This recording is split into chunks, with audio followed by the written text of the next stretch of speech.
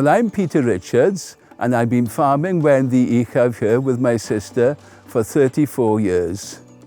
I love being close to nature, to see the changing seasons and how the farm develops and changes during these seasons.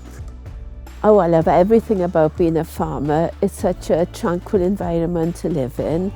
I love listening to the birds in the morning. I love walking around the fields during the various seasons of the year and seeing the farm change. I like going up to see that they've got some special lichens at the top of the farm and so much of a variety to see every day.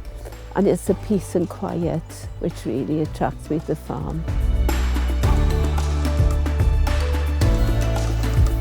The farm is 52 acres, approximately 21 hectares, and it's a grassland farm.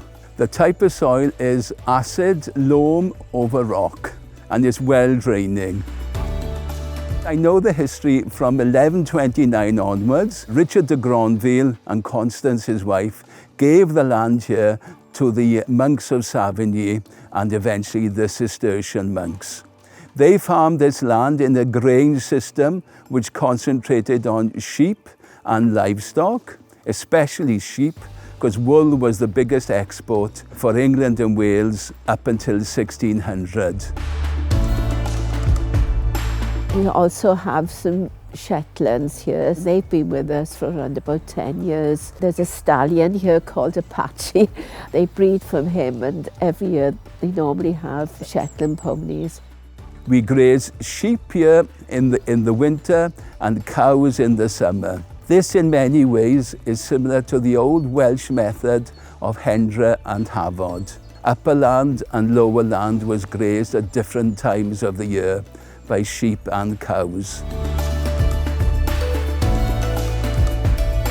I'm Michelle from Plant Life, and I've been working alongside farmers across Wales to help restore species-rich grasslands through the Glaswelltiroedd Gwydn project. Mae Glaswelltiroedd yn ffynnu pan fyddwn yn gofalau amdanynt. This project is important because semi-natural grasslands in Wales are in crisis. In the last 50 years, over 90% have been lost, leaving the remaining areas small, fragmented and highly vulnerable.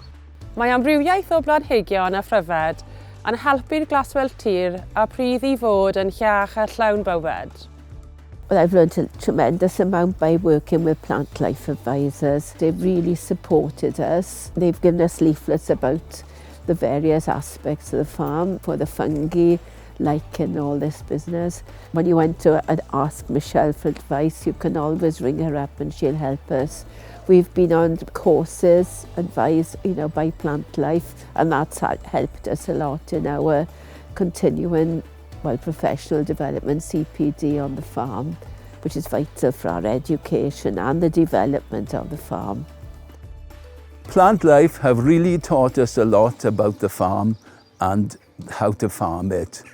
Plant Life stressed the importance of pH testing because our hay meadows, the pH was very low in them. It was becoming increasingly acidic. They taught us the importance of liming to raise the pH so that we would have more wildflowers and biodiversity in the hay meadows. They also introduced us to environmental DNA, something which I'd not really heard about. And through environmental DNA testing, we discovered lots of fungi in the fields, like the rose pasture and the field above, which we didn't really know the existence of. Plant Life was very kind in giving us funding to put up fencing by a local contractor. We used somebody locally. We fenced the fields off because in the past we'd had problems with the sheep. They would be cutting through the fields. Well, we don't have any trouble like that at all now. They also paid for liming the hay fields, which was done by a local contractor, and hopefully that we will see results from that this coming summer. Farmers like Peter and Cathryn are at the heart of this work, and their deep knowledge of the land helps us to work to promote nature-friendly farming practices that both protect and restore biodiversity. Working with farmers, we help nature and farming thrive together, helping to secure a world rich in wild plants and fungi.